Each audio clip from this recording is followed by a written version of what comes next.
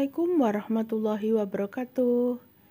Ini adalah video aksi nyata saya 1.4 Budaya Positif di Sekolah. Saya Bu Faikotur Rosida dari SMPN 3 Peterongan, Jombang.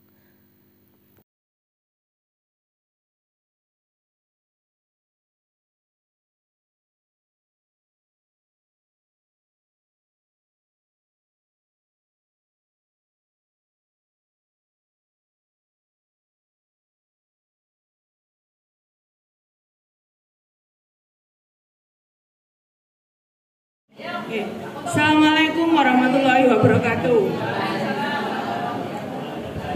Bapak Ibu, terima kasih atas waktu panjenengan yang harus tersita untuk saya. Mudah-mudahan ini membawa keberkahan bagi kita semua. Sebenarnya ini pernah juga disampaikan oleh Bu Mun dan Bu Laili pada waktu kita rapat di ruang guru, tidak apa-apa untuk mengulangi lagi karena menguatkan, karena juga kewajiban. Jadi yang akan saya sampaikan ini tentang budaya positif di sekolah. Nanti ini materi-materinya. Yang pertama, pengantar. Untuk membangun budaya yang positif, sekolah perlu menyediakan lingkungan yang positif, aman dan nyaman agar murid-murid mampu berpikir, bertindak, dan mencipta dengan merdeka, mandiri, dan bertanggung jawab. Lazimnya disiplin dikaitkan dengan kontrol. Dalam hal ini kontrol guru dalam menghadapi murid. Gimana Bapak Ibu? Panjenengan biasanya bisa mengontrol anak-anak? Bisa atau tidak? Bisa? Bisa? Benar bisa? Jawabannya salah. Tidak apa-apa, berarti masih perlu ini materi ini. Apakah budaya positif itu?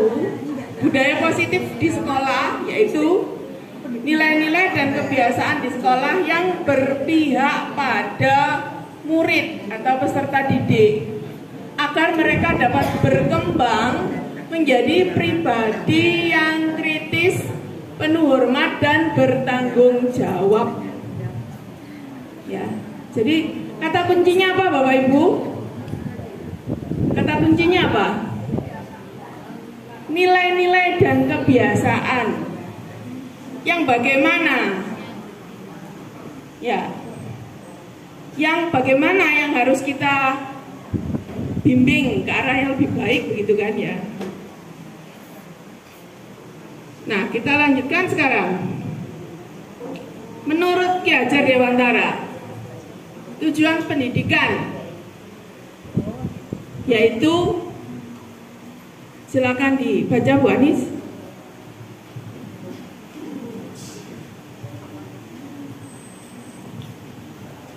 Menurut Ki Hajar Dewantara, bahwa tujuan pendidikan menuntun segala kodrat yang ada pada anak-anak agar mereka dapat mencapai keselamatan dan kebahagiaan yang setinggi-tingginya, baik sebagai manusia maupun sebagai anggota masyarakat.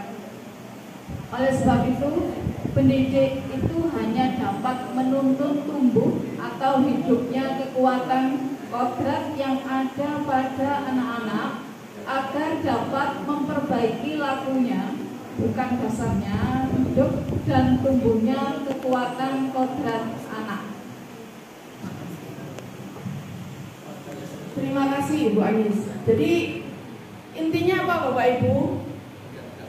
Apakah kita bisa seperti mau mencetak patung begitu, bahannya semuanya kita yang membuat, menyiapkan gitu, atau kita sudah ada bahannya, ini mau dijadikan apa? Sudah ada bahannya nih. Jadi itu seperti yang disampaikan oleh Ki Hajar Dewantara bahwa setiap anak memiliki kodratnya masing-masing.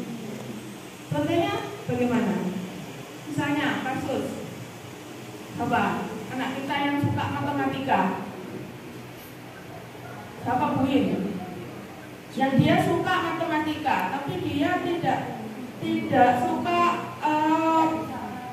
tidak bisa olahraga misalnya, kan banyak juga seperti itu. Atau anak yang suka ngarang, suka nulis, tapi dia tidak suka matematika. Nah, kan ada yang seperti itu. Jadi kita tuntun sesuai kodratnya.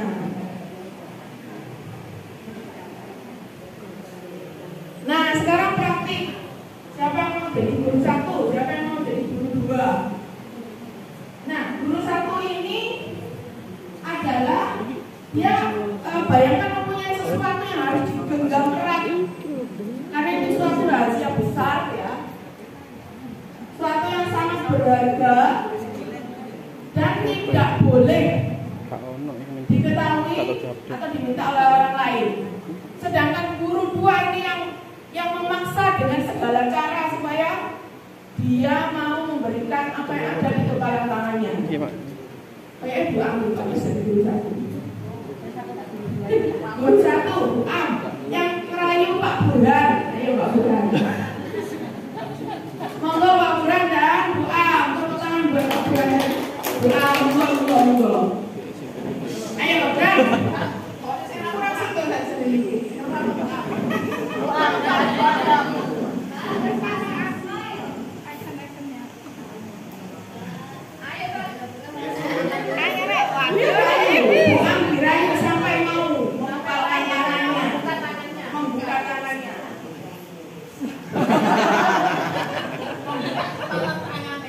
Dorong dirayap medeni.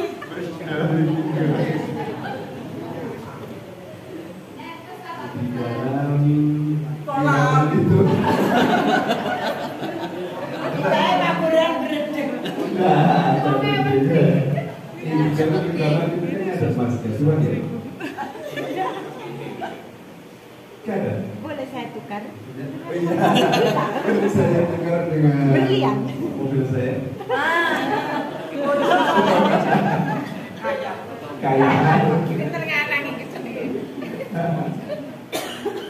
Seandainya di genggaman saya ini di genggaman sama Bu Am itu ada sebidang ilmu.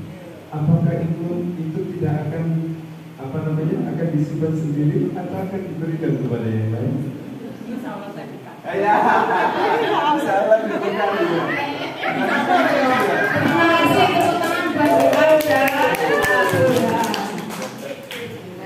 Jadi apa intinya Bapak Ibu? Apakah guru 2 berhasil mengontrol guru 1? Seandainya bukan ilmu yang diminta ya. Tadi loh mau ditukar sama mobil, tetap nggak mau Bu Am. Jadi intinya apa Bapak Ibu? Mengapa tidak mau? Ya karena motivasinya bukan dari diri Bu Am sendiri. Kalau tadi kan berbagi ilmu, memang motivasinya sudah ada seperti itu. Andai kata tidak dikontrol Pak Burhan seperti itu pun, Bu Am kalau berbagi ilmu insya Allah mau. Kalau mobil, kalau bukan kontrol, bukan motivasi Bu Am, tidak mungkin itu. Makanya Bu Am tetap memegang saja. Jadi intinya Bu Am berani melepaskan itu karena apa? Oh karena Bu Am memang orangnya sudah secara mandiri mau berbagi ilmu. Andai kata tidak dirayu begitu pun insya Allah kalau ilmu Bu Am tetap berbagi. Jadi dikontrol dirinya sendiri untuk yang rela melepaskan tangannya. Ya betul sekali. Jadi begitu ya Bapak Ibu. Artinya kita tidak bisa mengontrol anak. Ya. Lanjut. Jadi siapa yang memegang kontrol itu? Siapa yang memegang kontrol? Diri sendiri. Kalau murid ya murid itu sendiri. Ya. Jadi semuanya bergantung dari motivasi intrinsik. Nah, jadi ini ilusi. Kita itu berilusi sebenarnya. Kalau mengatakan kita bisa mengontrol anak, sebenarnya kita berilusi. Ilusi kontrol. Jadi guru mengontrol murid. Kritik bahwa kritik dan membuat orang merasa bersalah dapat menguatkan karakter. Benar atau salah ini? Jadi ilusi, ini ilusi. Kalau ilusi itu benar apa enggak? Bayangan saja. Ilusi bahwa semua penguatan positif efektif dan bermanfaat. Ilusi bahwa orang dewasa memiliki hak untuk memaksa.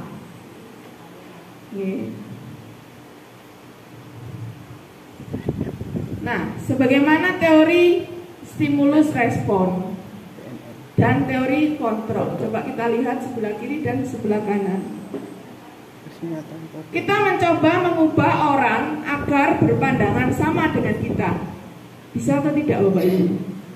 Tidak bisa. Kita berusaha memahami, lah ini sebaliknya, memahami pandangan orang lain tentang kita. Ya. Perilaku buruk dilihat sebagai suatu kesalahan. Semua perilaku memiliki tujuan. Jadi kalau ada anak yang berperilaku buruk, kita tanyakan dulu alasannya apa, tujuannya apa. Oke.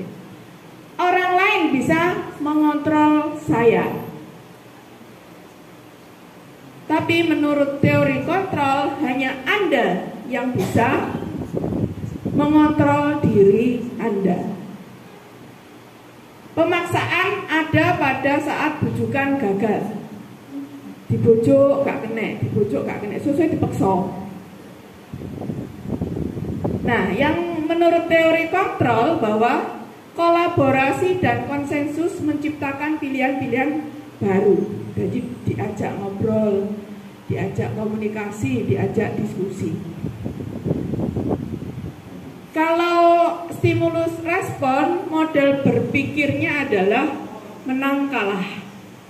Sedangkan teori kontrol sama-sama menang, tidak ada yang kalah. Nah, sekarang kita lanjut ke disiplin. Kira-kira disiplin itu apa ya? Disiplin, apa Bu Riris? Menjalankan sesuai peraturan. Menjalankan sesuai peraturan. Benarkah menjalankan sesuai peraturan itu disiplin? Nah, ini asal katanya. Bahasa Inggris ya. Bukan bahasa Inggris ya, kan ada nanya di sana. Bahasa apa itu? Latin, bahasa Latin. Kalau Inggris kan pakai E ya, pakai E ya. Yang artinya belajar. Ya. Makna kata disiplin adalah sesuatu yang dilakukan seorang pada orang lain untuk mendapatkan kepatuhan. Ya. Kemudian kata disiplin dihubungkan dengan ketidaknyamanan, bukan dengan apa yang kita hargai atau pencapaian suatu tujuan mulia. Nah, ini yang menurut teori kontrol tadi ya. Disiplin adalah kemampuan memerintah diri. Jadi diri sendiri ya, dalam mengontrol dan menguasai diri untuk memilih tindakan yang mengacu pada nilai-nilai yang kita hargai dengan penuh tanggung jawab tanpa terperintah orang lain. Nah, ini sebenarnya yang betul. Seandainya anak-anak kita sudah memahami disiplin dan menerapkan disiplin seperti ini dari diri sendiri, maka tidak ada peraturan yang akan dilanggar. Ya. Nah, nilai-nilai yang kita hargai itu apa sebenarnya? Nah, nilai-nilai kebajikan, ya. Kalau di kurikulum Merdeka ya, yang tampak pada dimensi profil pelajar Pancasila. Apa saja Bapak Ibu masih ingat ya? Beriman dan bertakwa. Kemudian apa? Mandiri, bernalar kritis, berkebinekaan global. Kemudian apa? Gotong royong dan kreatif. Nah, nilai-nilai kebajikan itu yang kita tanamkan pada murid-murid kita.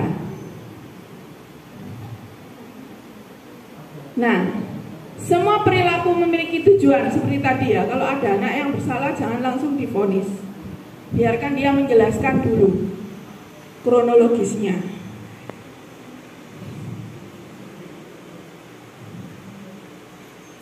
Nah, ada kebutuhan dasar manusia, yaitu kebutuhan untuk survive.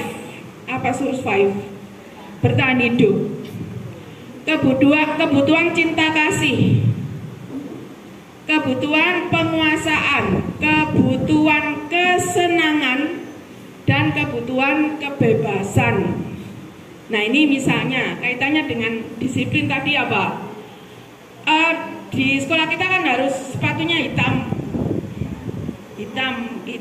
semuanya hitam. Nah, sementara si anak ingin memiliki kebebasan sedikit. Dia suka sepatu yang ada pleretnya. Ya, lah itu harus didiskusikan. Karena dia merasa dengan memakai sepatu yang ada pleretnya tadi itu dia merasa ada kebebasan di situ gitu. Kalau sekolah enggak boleh, kenapa? Nah, itu harus diberi pengertian. Nah, ini kasus. Saya orangnya nggak ada ya, Bu Ani ya. Bu Ani, guru kelas 5 di SD Pelita Hati, sedang bingung menghadapi ulah salah satu murid di kelasnya, Agus. Biasanya jenenge Agus ini nakal dah. Beberapa anak telah datang dan mengeluhkan Agus yang seringkali meminta bekal makan siang dengan memaksa. Jika Anda menghadapi situasi seperti Bu Ani, apa yang Anda lakukan? Menurut Anda kira-kira apa alasan Agus melakukan hal tersebut? Kira-kira kenapa? Kalau panjenengan jadi Bu Ani, saya ini Bu Ani lama ya. Oh, no, Bu Ani jadi. Bu Anis, sudah Bu Anis, Bu Emma Bu Emma. Kalau Bu Ani, jenengan ngapain sama Agus?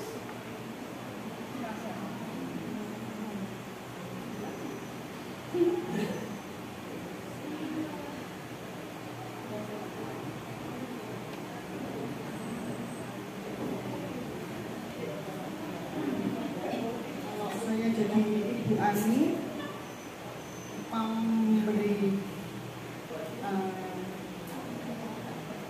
membelikan anak yang suka meminta bekal makan siang pada temannya secara paksa, membelikan sendiri.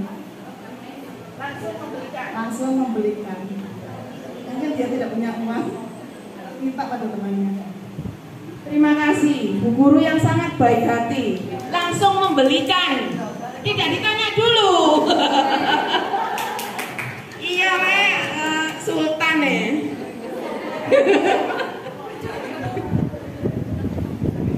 Nah, sebaiknya bagaimana Bapak Ibu? Ditanya dulu Agusnya. Iya. Kalau memang ia lapar dan memang tidak punya bekal, ya, oke lah kita bersedekah. Ya. Kalau dia hanya iseng, kalau misalnya dia hanya iseng, caper, apa langsung dibelikan? Cocok betul. Nah, jadi itu maksudnya, gitu. Atau mungkin karena bosan di bawah ini ibunya mesti wae pramuka, no. Sementara koncoe gak pramuka, no. Tempe tahu. Napa pramuka Bapak Ibu? Tahu tempe.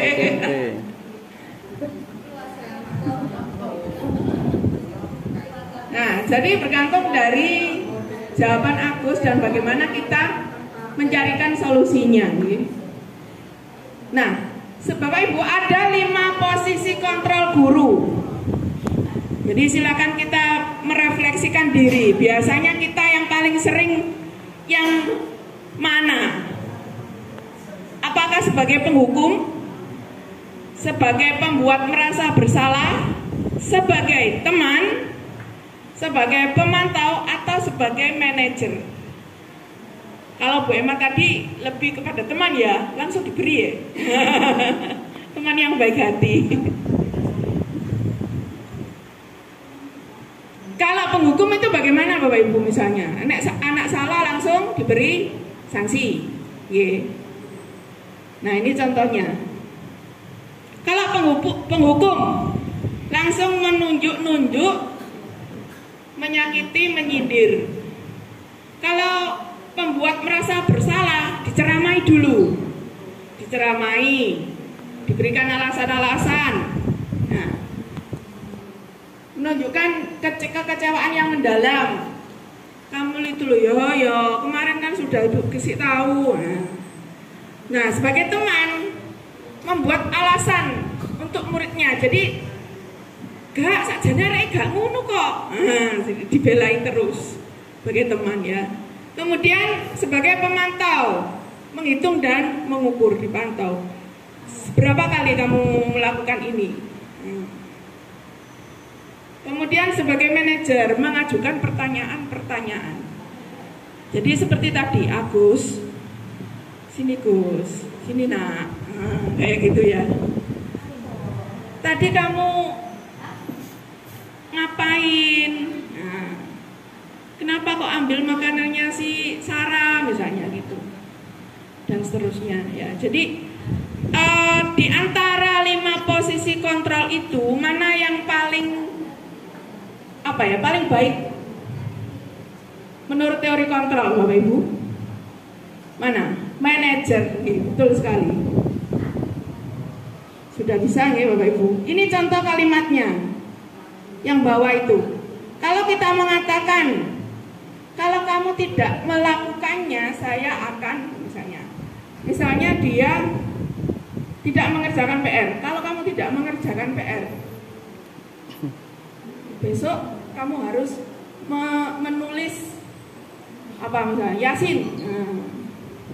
Itu sebagai penghukum. Nah, kalau pembuat merasa bersalah, misalnya kalimatnya, kamu sudah mengecewakan saya. Kemarin loh, kamu sudah dikasih tahu kan? Nah, kayak gitu. Kemudian sebagai teman, tolonglah nak lakukan demi ibu ya. Nah, kayak gitu.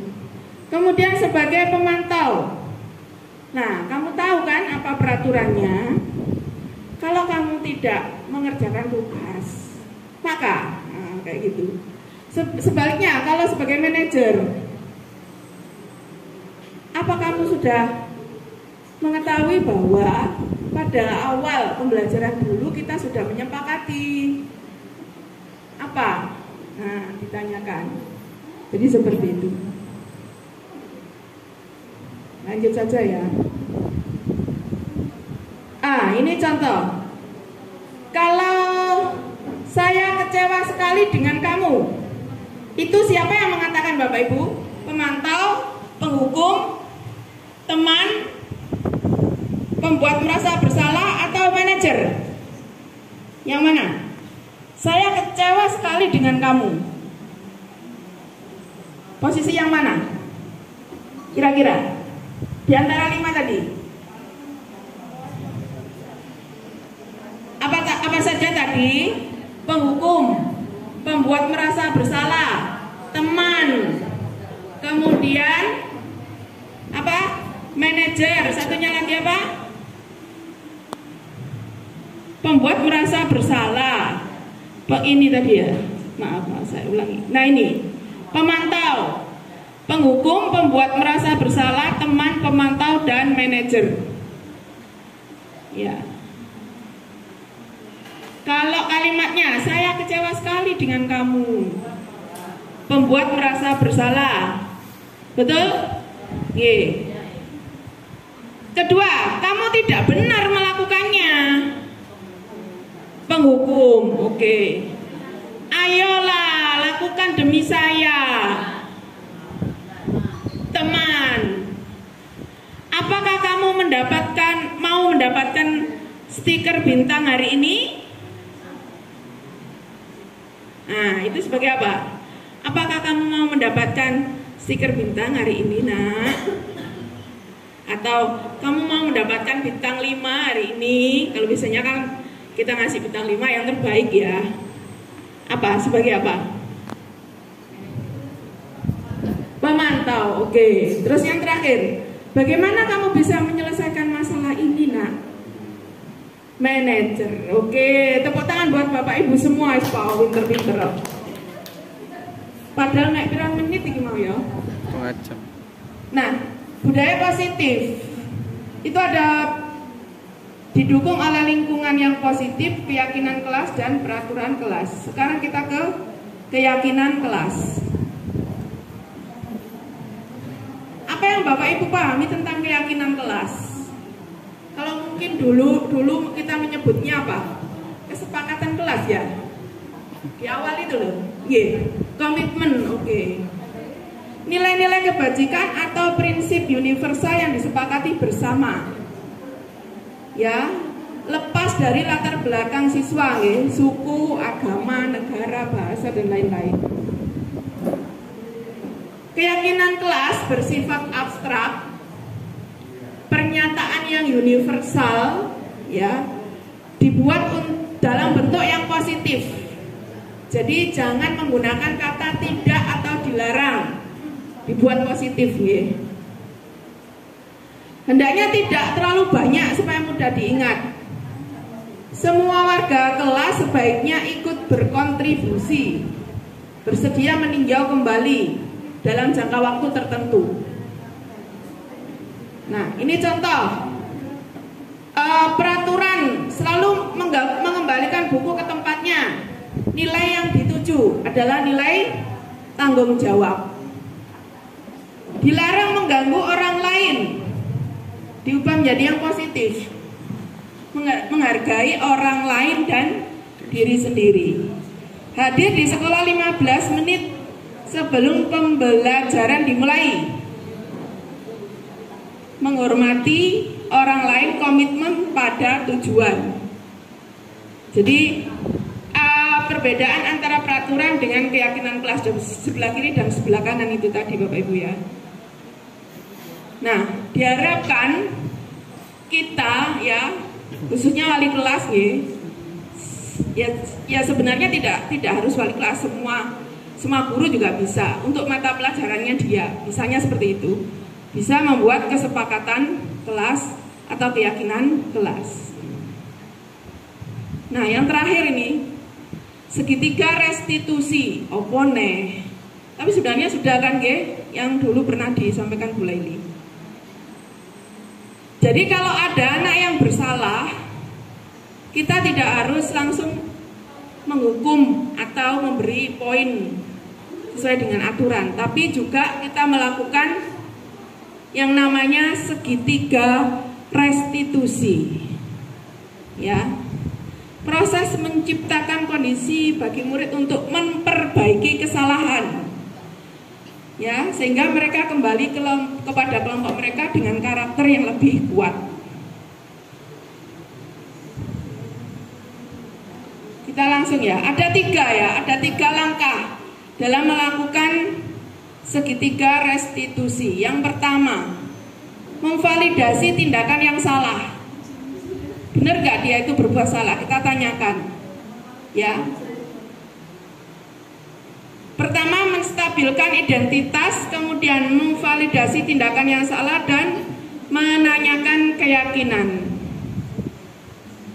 Nah, contohnya ini, menstabilkan identitas dulu. Ya. Misalnya dia bersalah, kemudian kita menyampaikan bahwa memang tidak ada manusia yang sempurna, nak.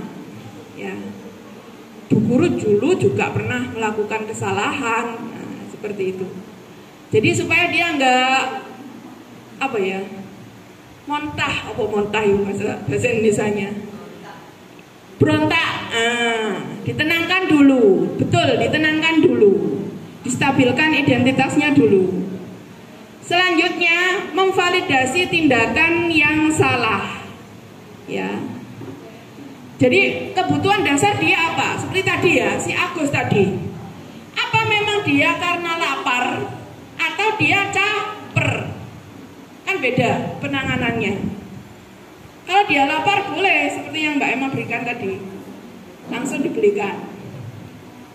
Tapi kalau sekedar caper atau karena memang dia suka sama si ini temannya tadi, suka nggoda temannya tadi gitu kan. Nah, penanganannya beda. Jadi memvalidasi tindakan yang salah. Dia kan tadi salah, sudah salah. Salahnya itu karena apa? Dan yang terakhir menanyakan keyakinan, ya. Ya, jadi kalau dia sudah mengakui bersalah, maka dia akan menebus atau apa? Tidak akan berbuat lagi. Nah, seperti itu. Atau akan menebus kesalahannya dengan apa? Misalnya dia akan meminta maaf, misalnya gitu ya. Atau dia akan apa gitu, sesuai dengan yang kita ajak tadi, yang kita ajak diskusi tadi, yang kita diskusikan dengan dia. Jadi seperti itu. Contoh sudah saya share di link saya ya. Nah sekarang insya Allah untuk materinya sudah cukup. Saya ingin ada refleksi dari beberapa dari panjenengan ya. Perasaan saya saat ini, maksudnya setelah panjenengan kan sudah saya berikan beberapa materi tadi nggih, budaya positif tadi. Nah, perasaan panjenengan bagaimana? Bu Anavia. Bu monggo.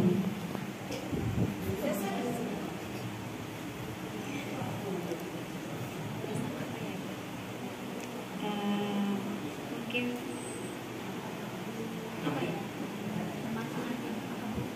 ada hal baru yang diketahui, kemudian lagi Jenengan merasa tambah ya atau sedih, kecewa? ya jelas tambah ilmu. Terima kasih Bu Anavia. Berikutnya, setelah mengikuti diseminasi ini, apa hal yang sudah panjenengan pahami? Ngomi.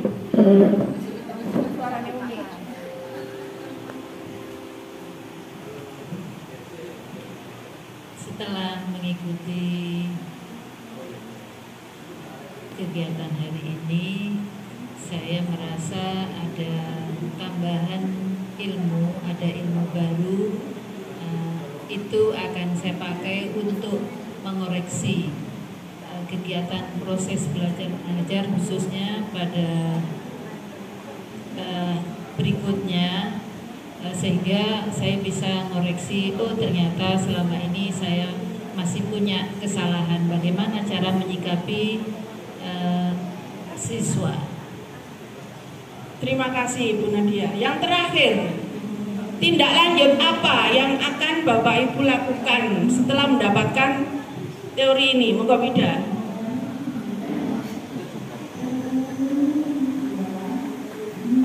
Target saya tindak lanjut setelah mengikuti diseminasi ini untuk mengatasi perilaku anak yang seperti tadi contoh Bu Ani tadi, jangan sampai saya menghukum.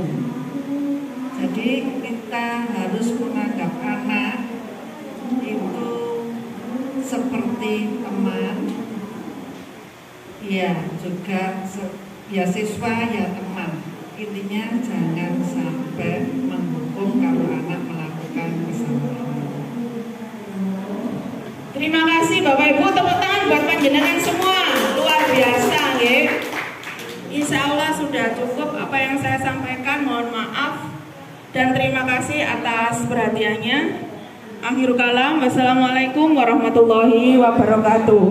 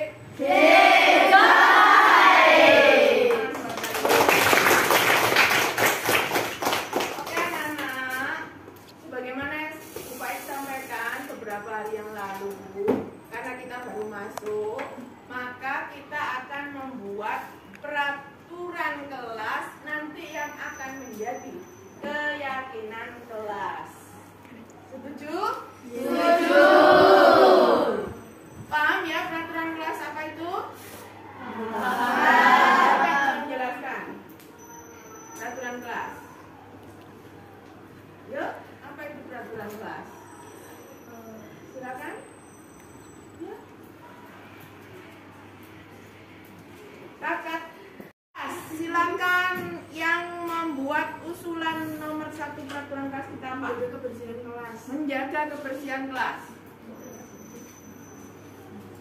Piket.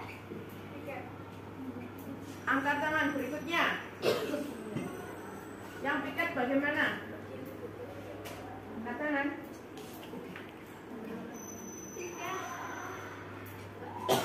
Piket datang lebih awal dan pulang lebih akhir. Piket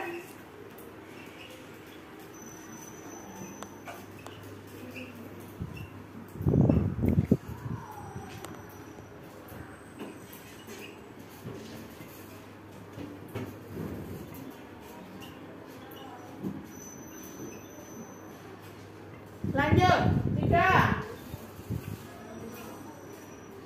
Tiga. Mendengarkan dan memperhatikan penjelasan guru. Ya, memperhatikan, menyimak dan memperhatikan penjelasan guru. Tidak boleh bertawur, tidak boleh bertengkar. Tidak boleh bertengkar. Tidak boleh bertengkar. Ada lagi usulan lainnya? Pokoknya kita tulis saja semuanya. Menghargai pendapat teman. Menghargai pendapat teman. Apa lagi? Ada lagi? Boleh nggak makan minum waktu pembelajaran? Nah, silakan ya, Pak. Tidak boleh makan dan minum saat pembelajaran.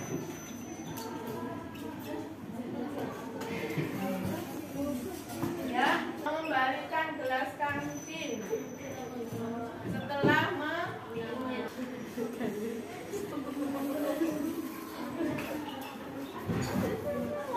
Ada lagi? Wah, yuk rek cipen rek. Lagi? Saling menyayangi satu sama lain. Saling menyayangi satu sama lain.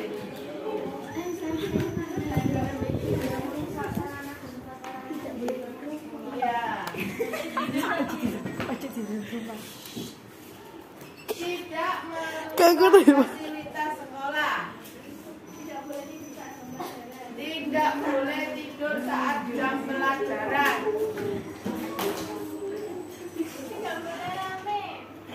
Tidak boleh gaduh. pada saat jam pembelajaran atau jam kosong. Ada nggak jam kosong? Ada. 10 ya, sudah ada 10 ya. Ada lagi yang mau ditambahkan? Sudah. Tidak, Bu. Ya. Tidak boleh sindir menyindir.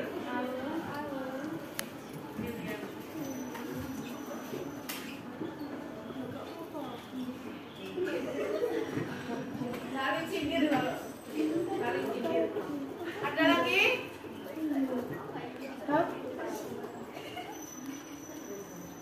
Sudah? Oke, sekarang kita putuskan dari peraturan kelas ini. Tulis judulnya, Mbak. Menjadi kalimat positif. Yang tidak ini tidak boleh. Kita ubah. Ini oke ya. Nomor 1 ya. Menjaga kebersihan kelas, oke? Oke, dikasih centang, Mbak. Loh, enggak apa-apa, tulis aja nanti diubahnya di bawah. Petugas piket datang lebih awal, oke? Mendengar menyimak penjelasan guru. Tidak ada pertengkaran, diganti apa? Damai, tentram, dan Ya. Tidak ada pertengkaran kan berarti ini saling menyayangi.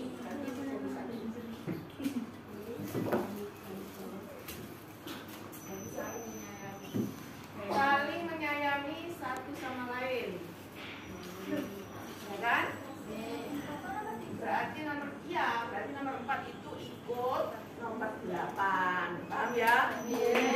Terus menghargai pendapat teman.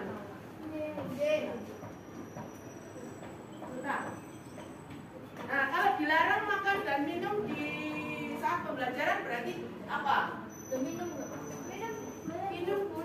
boleh. Tidak dilarang makan saat pembelajaran, dilarangnya itu harus kita ganti saat yang positif. Berarti apa? tidak makan Tidak boleh. Dilarang tidak kita cut. Menjadi kalimat kita potong, kita ubah menjadi kalimat positif. Berarti apa?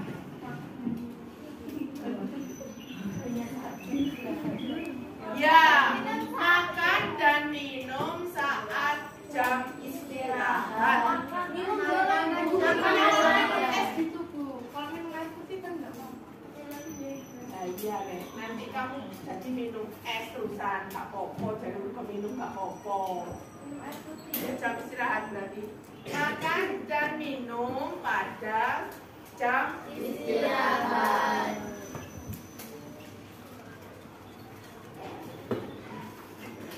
Mengembalikan gelas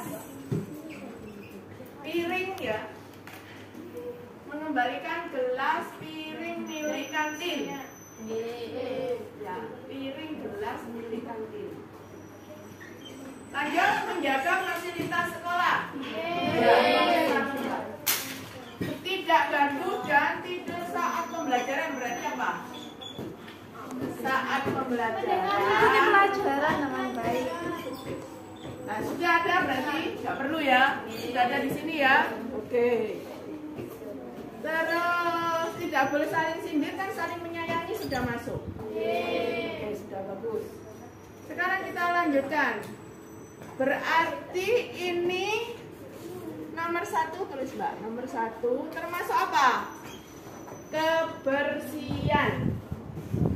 Nah, menjaga kebersihan itu termasuk elemen kebersihan.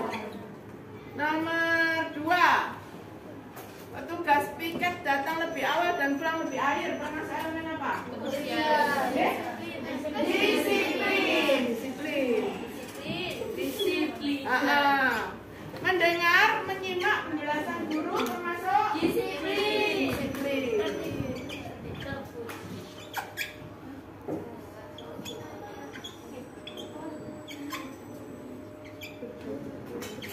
Menghargai pendapat teman. Kekeluargaan. Apa? Toleransi. Kemudian mengembalikan gelas dan piring milik kantin. Disiplin. Oke, tanggung jawab bisa ya. Saling menyayangi. Saling menyayangi. Kekeluargaan. Kekeluargaan. Habis.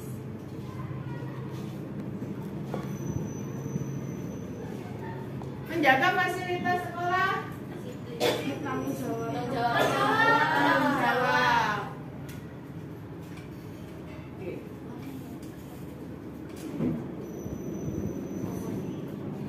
Tanggung jawab. Berarti ada berapa? 1, 2, 3, 4, 5, 6, 7, 8. Kita 8, Mbak. Menjaga fasilitas sekolah. 1, 2, 3, 4, 5, 6, 7, 8. 7, 8. Menjaga fasilitas sekolah tadi apa? Tanggung jawab.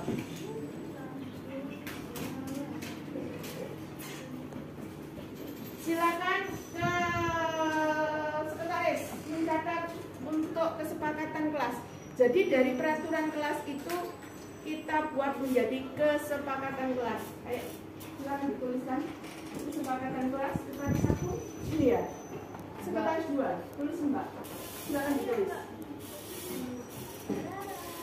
Berarti kesepakatan kelas menjadi keyakinan kelas 7 keyakinan kelas 8D. 1.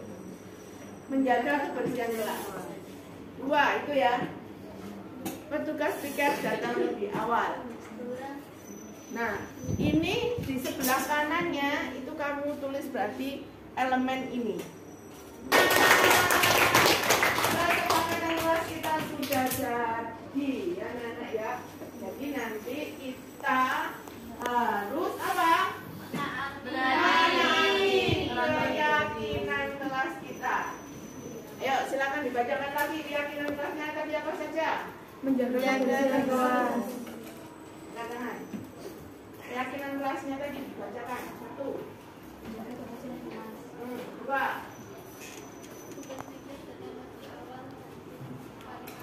Oke, 3. 4. 5. 6. 7. 8. Iya, tepuk tangan buat semua. Terima kasih. Tolong semuanya juga mempunyai komitmen untuk menaati keyakinan kelas kita. Oke. 8D. Terima kasih. Sekian dulu. Assalamualaikum warahmatullahi wabarakatuh. Waalaikumsalam warahmatullahi wabarakatuh.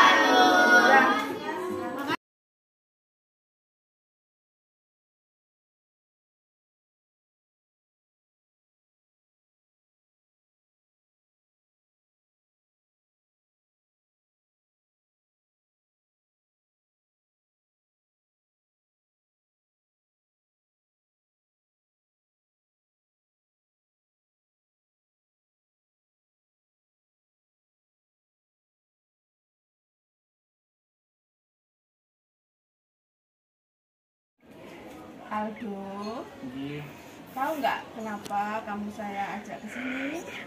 Tahu Bu, Iya, kenapa? karena melakukan kesalahan. Apa kesalahanmu ya? Tidak mengerti, terlambat 3 kali sama tidak mengerjakan tugas 3 kali. Berarti kamu tahu kenapa saya panggil. Nah, Tahu, Bu. Bu Faik tidak akan mencari-cari kesalahan kamu, tapi Bu Faik ingin kita bersama mencari solusi. Ya. Nah, kalau kamu berbuat salah itu sebenarnya tidak apa-apa, tidak ada manusia sempurna. Tapi kita harus belajar dari kesalahan-kesalahan itu. Ya, ibu tidak tertarik mencari kesalahan, tapi ingin mencarikan solusi. Bersedia? Setia. Nah, sekarang pertanyaan ibu Faik, apa alasannya kok kamu sampai terlambat 3 kali, terus tidak mengerjakan tugasnya bisa 3 kali? Kira-kira kenapa? Yang pertama itu terlambat gara-gara bangun kesiangan. Oh, Terus yang kedua? Yang kedua, pada saat perjalanan ban sepeda kula niku bocor. Oh iya ya. Terus Yang ketiga, tidak melihat jam waktu berapa. jadi tiba-tiba udah siang gitu. Iya. Oke, itu yang terlambat. Terus yang tidak mengerjakan tugas apa? Yang pertama, buatan keluar anak kampung, buatan nonton teman sekelas di kamar. Oh iya. Terus Nah, apa kadang lagi? Apa hanya karena itu faktornya? suka bermain game, Lupa waktu. waktu kecanduan game. Nah, kamu tahu kesepakatan kelas kita apa? Ada poin-poin kalau nggak ingat kita sama terlambat. Terus apa lagi? Kalau misalnya kamu tidak mengerjakan tugas, kira-kira dampaknya apa? Bisa tidak naik kelas. Apa ada yang tidak naik kelas? Oke, nah kalau begitu kira-kira nanti apa yang akan kamu lakukan supaya kamu tidak berbuat kesalahan lagi? Itu nggak merugikan nggak untuk menurut kamu? Merugikan sekali. Iya, rugi ya. Nanti kamu bisa jadi nanti ada guru lain juga yang merasa, oh Aldi ini seperti ini, pemalas. Kamu mau disebut pemalas? Iya. Nah, oleh karena itu silakan nanti kamu, menurut kamu apa yang terbaik supaya kamu tidak berbuat pemalas? Mengubah sikap yang malas. Iya. Terus misalnya tadi terlambat, berarti kamu harus bagaimana? Harus berangkat lebih pagi. Iya. Berapa jarak rumahmu dengan sekolah? Sekitar 2 km. Berapa nggak jauh? Kamu naik apa? Sepeda Honda. Oke. Biasanya kamu berangkat jam berapa? Biasanya berangkat jam 7 lebih 5 menit. 7.05 menit. Sementara jam 7 sudah harus di sekolah kan? Kalau begitu, kamu harus berangkat berapa menit sebelumnya? 1 jam sebelum masuk sekolah atau 30 menit sebelum sekolah. Bisa kira-kira? Bisa? Bisa. Oke, nanti kita buat ini ya, kesepakatan baru ya, bahwa Aldo akan berangkat sekolah pukul 6.30. Bisa? Bisa. Oke, kemudian masalah keterlambatan. Si Ferrari kan juga rumahnya nggak jauh dari kamu.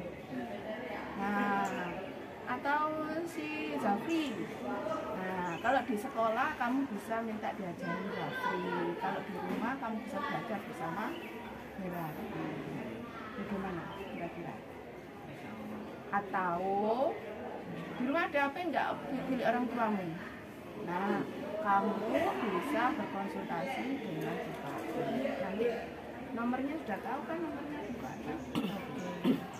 Kamu ingin jadi apa nanti kalau sudah besar, Aldo? Cita-cita saya ingin jadi masinis. Wah, hebat itu.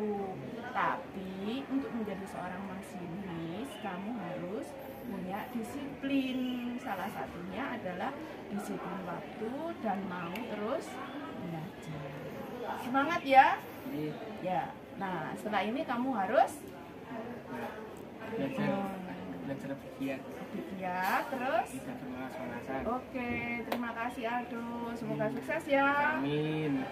Terima kasih Bu. Oke.